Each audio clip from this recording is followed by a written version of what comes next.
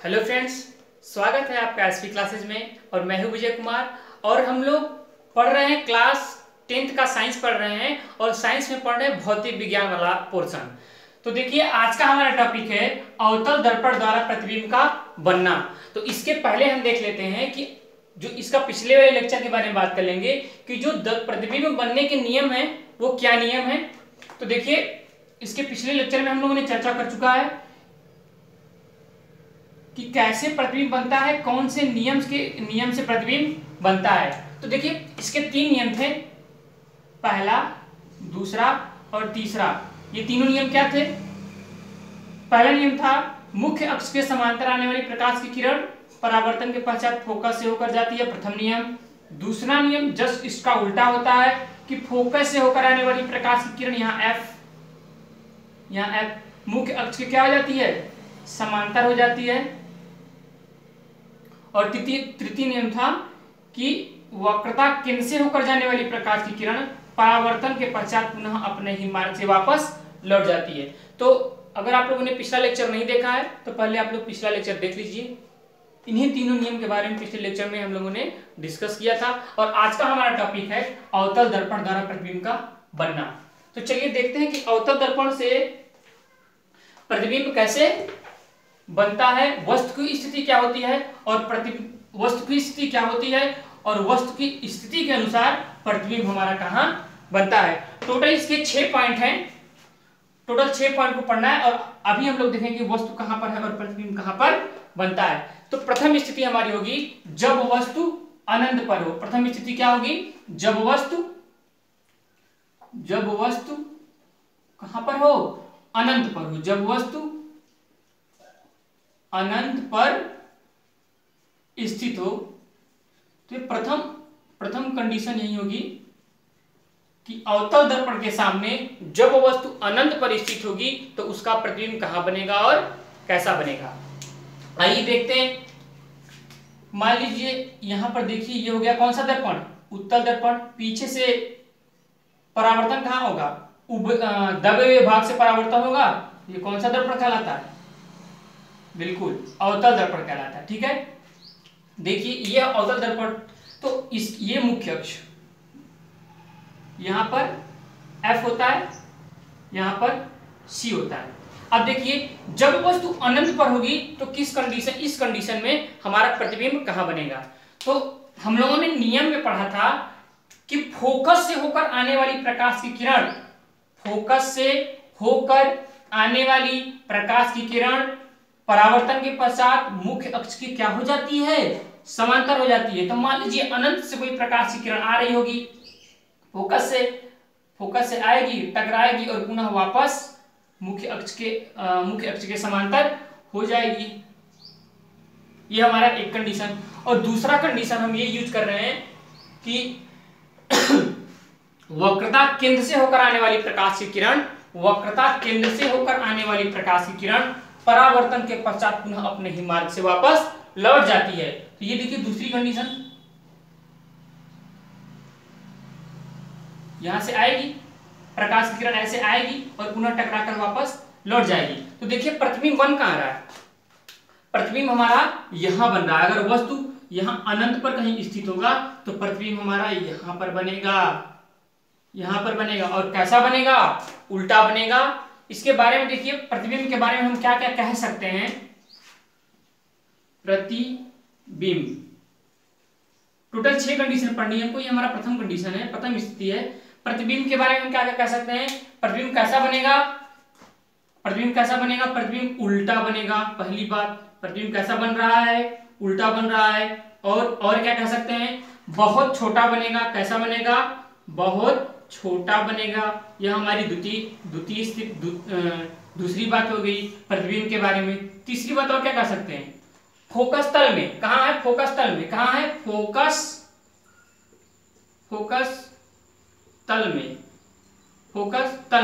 और क्या कह सकते हैं? वास्तविक कह सकते हैं, क्योंकि यहां पर प्रकाश किरणें परावर्तन के पश्चात वास्तव में कट कर रही हैं, एक दूसरे को काट रही हैं, इसलिए हम क्या कह सकते हैं? वास्तविक प्रतिबिंब बनेगा। कैसा बनेगा? वास्तविक प्रतिबिंब बनेगा। वास्तविक। तो ये 4 बातें हम इस स्थिति में हम कह सकते हैं कि वस्तु जब अनंत पर होगा तो प्रतिबिंब कहाँ बनेगा, कैसा बनेगा, फोकस पर बनेगा, फोकस तल में बनेगा, उल्टा बनेगा, उल्टा बनेगा, बहुत छोटा बनेगा, फोकस तल में बनेगा और वास्तविक बनेगा। ये हमारी प्रथम कंडीशन हो गई, ये समझे आप लोग। अब देखिए दूसरी कंडीशन जस्ट इसका उल्टा। दूसरी स्थिति क्या होगी, जब वस्तु फोकस पर स्थित हो, जब वस्तु फोकस पर हो,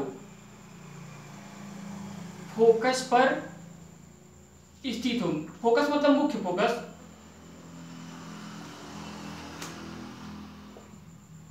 जब वस्तु कहां पर स्थित हो, फोकस पर स्थित हो। तो आइए इसका भी कंडीशन देख लेते हैं। ये हमारा दर्पण हो गया, अवतल दर्पण, ये हो गई हमारी मुख्य अक्ष, ये हो गई मुख्य अक्ष, मुख्य अक्ष, ये हो गया ध्रुव, यहाँ P होता है, यहाँ पर होता है फोकस, थोड़ा फोकस इधर बनाते हैं हल्का सा, ये हो गया हमारा C। आइए देखते हैं जब वस्तु फोकस पर स्थित होगा तो क्या कंडीशन होगी।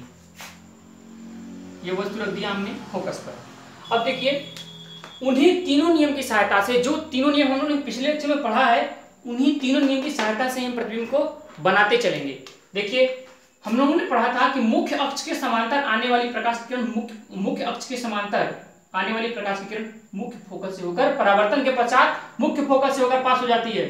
तो हम लोग यहां से ऐसे ले जाएंगे, प्रकाश की किरण मुख्य अक्ष के समांतर जाएगी और फोकस से होकर पुनः वापस लौट आएगी। कहां से आएगी, फोकस से। ये लाइन सीधी रहेगी बिल्कुल, ये ऐसे देख सकते हैं हम लोग फोकस। और एक नियम हम लोगों ने और पढ़ा था कि वक्रता केंद्र से होकर जाने वाली प्रकाश की किरण परावर्तन के पश्चात अपने ही मार्ग से पुनः वापस लौट आती है। तो इस नियम को भी हम देख लें। इसमें ये देखिए यहां से प्रकाश की किरण जाएगी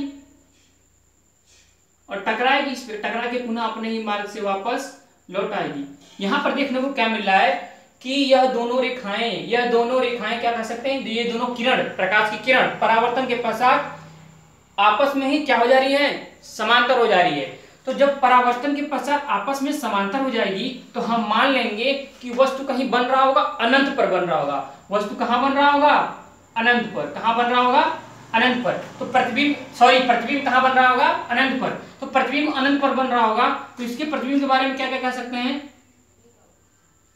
प्रतिबिंब के बारे में हम लोग क्या क्या कह सकते हैं, प्रतिबिंब के बारे में हम कह सकते हैं कि प्रतिबिंब क्या बन रहेगा, प्रतिबिंब कैसा बनेगा, बहुत बड़ा बनेगा, बहुत बड़ा बनेगा। और कैसा बनेगा, उल्टा, कैसा बनेगा, उल्टा बनेगा। कैसा बनेगा, उल्टा बनेगा। और क्या कह सकते हैं प्रतिबिंब के बारे में, वास्तविक, कैसा बनेगा, वास्तविक बनेगा। और क्या कह सकते हैं, उल्टा। इसमें जैसे देखिए इसमें उल्टा हुआ, इसमें बहुत, इसमें उल्टा, इसमें भी उल्टा बनेगा, बहुत छोटा, इसमें बहुत बड़ा, इसमें फोकस तल में यहाँ। और कहां बनेगा, अनंत पर बनेगा। कहां बनेगा, अनंत पर, अनंत पर। यहां पर कहां, इसमें क्या बना है, फोकस तल में, और इसमें कहां बना है, अनंत पर। तो देखिए इसमें हम इन दो कंडीशन को आपस में कोरिलेट कर सकते हैं कि जब वस्तु अनंत पर था तो प्रतिबिंब कहां बन रहा था, फोकस पर, और जब वस्तु इसमें फोकस पर है तो प्रतिबिंब कहां बन रहा है, अनंत पर। दोनों कंडीशन में क्या बन रहा है, उल्टा बन रहा है, वास्तविक बन रहा है, इसमें बहुत छोटा बन रहा है और इसमें बहुत बड़ा बन रहा है। तो ये दो कंडीशनों को हम लोगों ने देख लिया। इसका आप स्क्रीनशॉट ले लीजिए, इसके बाद हम आगे चलते हैं। चलिए अब हम लोग देखते हैं जब वस्तु, तीसरी कंडीशन है हमारी, जब वस्तु वक्रता केंद्र व अनंत के बीच स्थित हो तो क्या प्रतिबिंब कैसा बनेगा। ये देखिए अब हम मान लेते हैं, ये देखिए कौन सा दर्पण है, अवतल दर्पण। अभी हम अवतल दर्पण के बारे में बात करेंगे, उत्तल दर्पण के बारे में बात नहीं करेंगे। ये दर्पण हो गया, ये हो गई मुख्य अक्ष हमारी। देखिए यहाँ, अच्छा ये देखिए कि हम वक्रता, अगर हम रफली फिगर भी बना रहे हैं तो हम कैसा बनाएंगे, वक्रता केंद्र कहाँ मानेंगे, फोकस दूरी कहाँ मानेंगे। तो देखिए हम जानते हैं कि जो हमारा दर्पण होता है, जिस खोखले गोले का भाग होता है उसी का केंद्र हमारा क्या कहलाता है, वक्रता केंद्र कहलाता है, सी कहलाता है। और एक कंडीशन होती है, मतलब ये P होता है, ध्रुव होता है, और इन्हीं दोनों के बीच में हम क्या मानेंगे, F मानेंगे। क्या मानेंगे, F मतलब मुख्य फोकस। अब देखिए जब वस्तु, ये हमारा कंडीशन क्या कह रहा है, जब वस्तु वक्रता केंद्र व अनंत के बीच स्थित हो। तो मान लेते हैं वस्तु हमारी यहाँ स्थित है, वस्तु जो है वहां, ये यहाँ पर स्थित है, यहाँ इधर अनंत होगा, इधर वक्रता केंद्र होगा। इसके बीच में हम कहीं भी मान सकते हैं, अनंत और वक्रता केंद्र के बीच में। तो देखिए कंडीशन क्या कहती है, जो तीनों नियम है वो क्या कहते हैं। एक नियम कहता है कि मुख्य फोकस से होकर मुख्य अक्ष के समांतर, ये मुख्य अक्ष होगा, मुख्य अक्ष के समांतर आने वाली प्रकाश किरण परावर्तन के पश्चात मुख्य फोकस से होकर जाती है।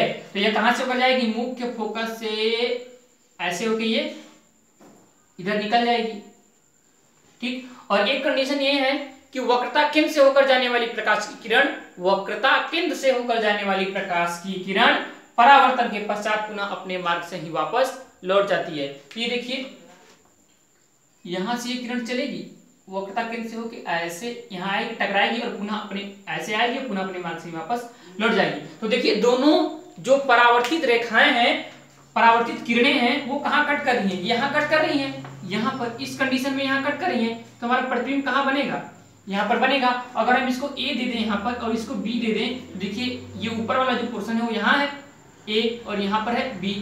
मतलब इसके बारे में, इसके प्रतिबिंब के बारे में हम क्या कह सकते हैं, क्या कह सकते हैं, देखिए प्रतिबिंब के बारे में, प्रतिबिंब के बारे में हम क्या कह सकते हैं, प्रतिबिंब के बारे में कह सकते हैं, पहली बात तो उल्टा बनेगा,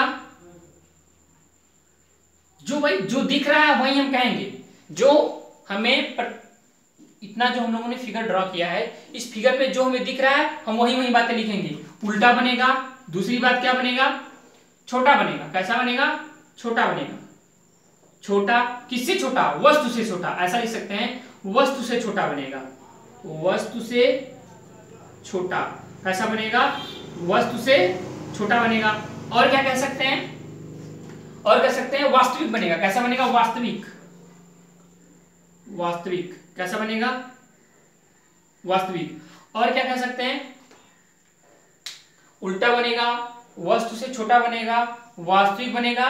ये भी लिख सकते हैं कि दर्पण के सामने ही बनेगा। कैसा कहां बनेगा, दर्पण के सामने, दर्पण के सामने, ये भी लिख सकते हैं हम लोग।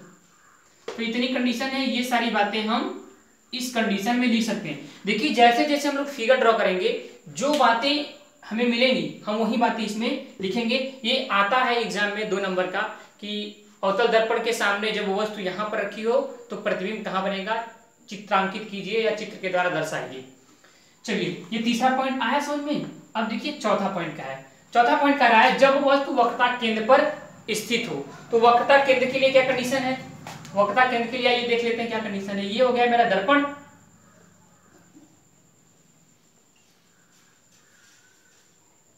ये हो गया मुख्य अक्ष, ये क्या हो गया, मुख्य अक्ष। यहां हो गया ध्रुव, ये हो गया फोकस, और ये हो गया वक्रता केंद्र। तो क्या कंडीशन क्या कर रहा है, चौथा कंडीशन क्या कर रहा है, जब वस्तु वक्रता केंद्र पर स्थित हो। तो ठीक है, वक्रता केंद्र पर स्थित हो, हमने वस्तु को वक्रता केंद्र पर रख दिया। अब देखिए वही तीनों नियम यूज करना है भाई, वही तीनों नियम क्या है। एक नियम क्या है कि मुख्य अक्ष के समांतर आने वाली प्रकाश की किरण परावर्तन के पश्चात मुख्य फोकस से होकर चली जाती है, ये हो गया। और एक कंडीशन क्या कहता है कि फोकस से होकर जाने वाली प्रकाश की किरण मुख्य अक्ष के समांतर हो जाती है। फोकस से होकर आने वाली प्रकाश की किरण मुख्य अक्ष के समांतर हो जाती है। मुख्य अक्ष कौन है, यह है मुख्य अक्ष। किसे कहते हैं मुख्य अक्ष, मुख्य अक्ष किसे कहते हैं, वक्रता केंद्र और ध्रुव को मिलाने वाली रेखा को ही मुख्य अक्ष कहते हैं। वक्रता केंद्र और ध्रुव को मिलाने वाली रेखा को ही क्या कहते हैं, मुख्य अक्ष कहते हैं। अब देखिए ये कंडीशन क्या है, ब्लैक से, कि फोकस से होकर आने वाली प्रकाश की किरण, फोकस से होकर, फिर से फोकस से होकर आने वाली प्रकाश की किरण परावर्तन के पश्चात मुख्य अक्ष के समांतर, 1 मिनट पहले इसको अच्छे से ड्रॉ कर लिया जाए। मुख्य अक्ष के क्या हो जाती है, समांतर हो जाती है। मुख्य अक्ष के समांतर हो जाएगी तो ये मुख्य अक्ष के समांतर, यहां से यूं, इस टाइप में हो जाएगी मुख्य अक्ष के समांतर। तो ये ऐसे आएगी और ऐसे चली जाएगी, और ये किरण ऐसे आएगी और ऐसे चली जाएगी। तो देखिए ये दोनों जो किरणें हैं, परावर्तित किरणें हैं, कहाँ काट रही हैं एक दूसरे को, यहाँ काट रही हैं। इसका मतलब प्रतिबिंब कहाँ बनेगा, प्रतिबिंब यहाँ बनेगा और उल्टा बनेगा और वस्तु के बराबर बनेगा। इसको हम समांतर बनाएंगे। बिल्कुल हम रफली भी ड्रॉ करेंगे तो इस बात का ध्यान देंगे कि ये दोनों आपस में क्या हो, समांतर हो। समांतर का मतलब कि दोनों रेखाओं के बीच जो अंतर होगा वो बराबर होगा। अगर मान लीजिए कि 3 सेंटीमीटर का डिफरेंस है तो हर जगह 3 सेंटीमीटर का डिफरेंस इन दोनों रेखाओं में होगा। तो अब देखिए इसके प्रतिबिंब के बारे में हम क्या कह सकते हैं। इस स्थिति में प्रतिबिंब के बारे में हम क्या कह सकते हैं, प्रतिबिंब के बारे में हम कह सकते हैं कि प्रतिबिंब कैसा बना है, प्रतिबिंब उल्टा कैसा बना है, प्रतिबिंब हमारा उल्टा बना है और वस्तु के बराबर। इस स्थिति में वस्तु के बराबर प्रतिबिंब हमारा बनता है। तो वस्तु के बराबर और क्या बना है, और क्या कह सकते हैं, और क्या कह सकते हैं, और ये कह सकते हैं कि वक्रता केंद्र पर कहां बना है, वक्रता केंद्र पर, वक्रता केंद्र पर। और क्या कह सकते हैं, वक्रता केंद्र मतलब ये तो जो होगा दर्पण के सामने ही तो होगा वक्रता केंद्र।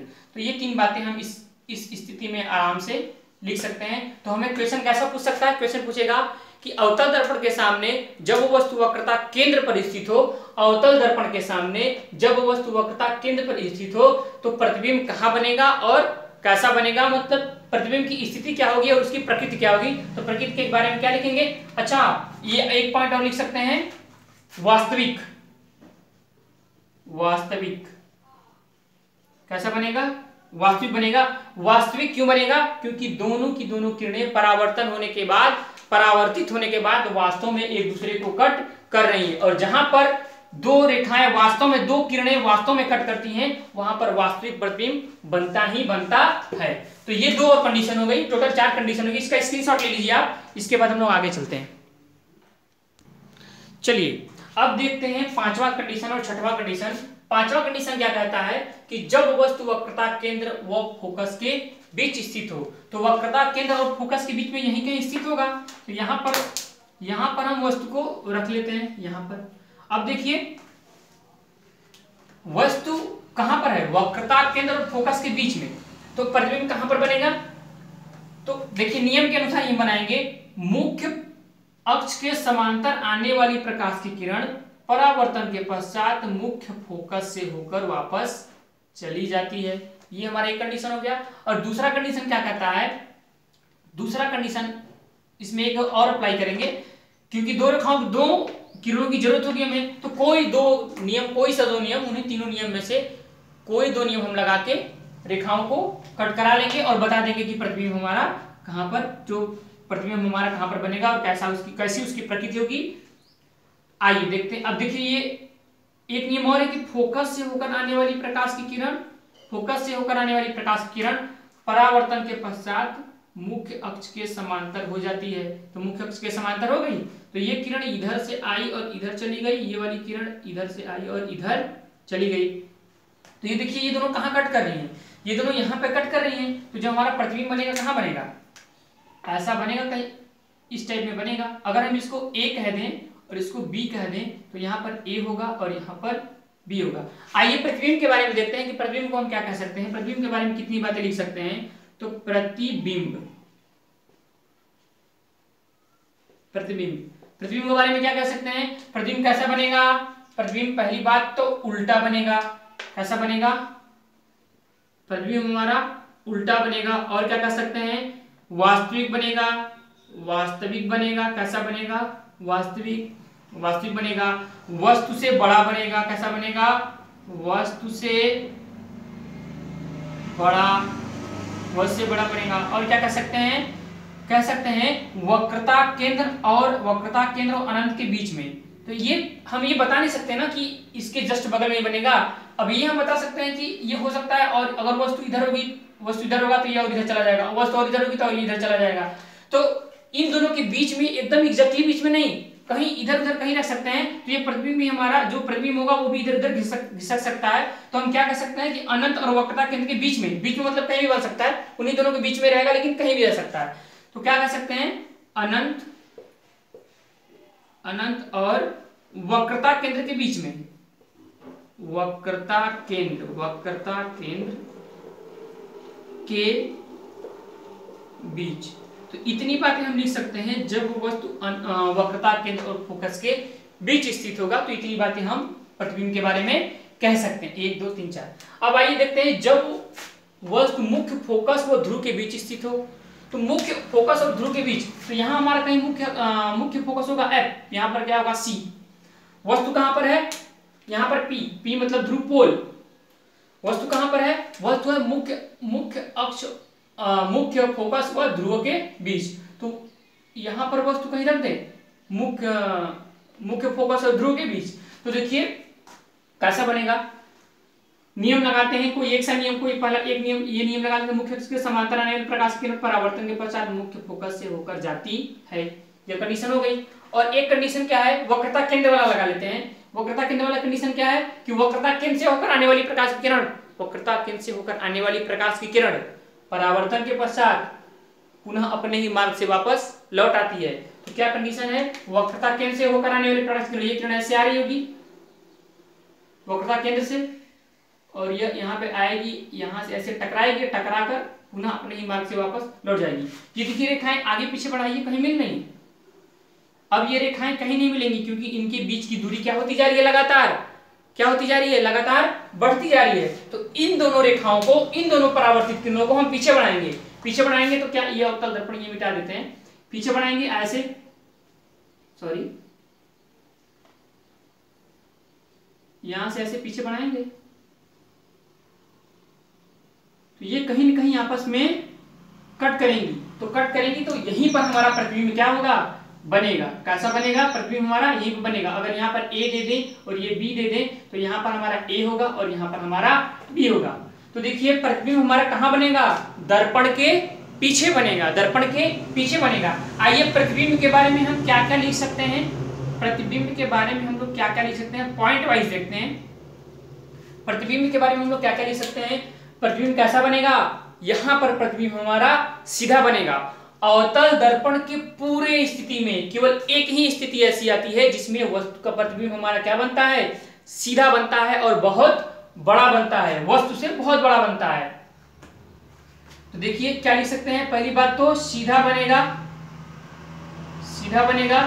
और क्या लिख सकते हैं, जब प्रकाश की किरणें परावर्तन के पश्चात वास्तव में कट करती हैं, वास्तव में जब काटती हैं तो वास्तविक प्रतिबिंब बनता है। लेकिन यह किरणें वास्तव में नहीं कट कर रही हैं, इनको आगे पीछे मिलाकर बढ़ाकर मिलाया जा रहा है, कट कराया जा रहा है, इसलिए यह प्रतिबिंब कैसा बनेगा, आभासी बनेगा। कैसा बनेगा, आभासी बनेगा। कैसा बनेगा, आभासी। और क्या कर सकते हैं, दर्पण के पीछे, कहां कर सकते हैं, दर्पण के पीछे, कहां बनेगा, दर्पण के पीछे। इतनी बातें। और वस्तु से बहुत बड़ा, वस्तु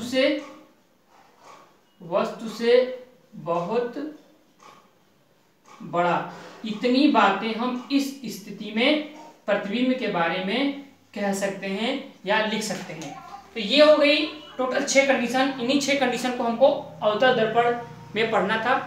और आप लोग वीडियो लगातार देखते रहिए और मैं आपको विश्वास दिलाता हूं कि पूरा का पूरा सिलेबस हम लोग पढ़ेंगे, एक एक टॉपिक पढ़ेंगे। आपको कहीं भी कोई भी प्रॉब्लम हो तो कमेंट बॉक्स में हमें बताइए कि सर हमें इस टॉपिक में यहाँ पर प्रॉब्लम है, मैं फिर से उसको एक्सप्लेन करूंगा।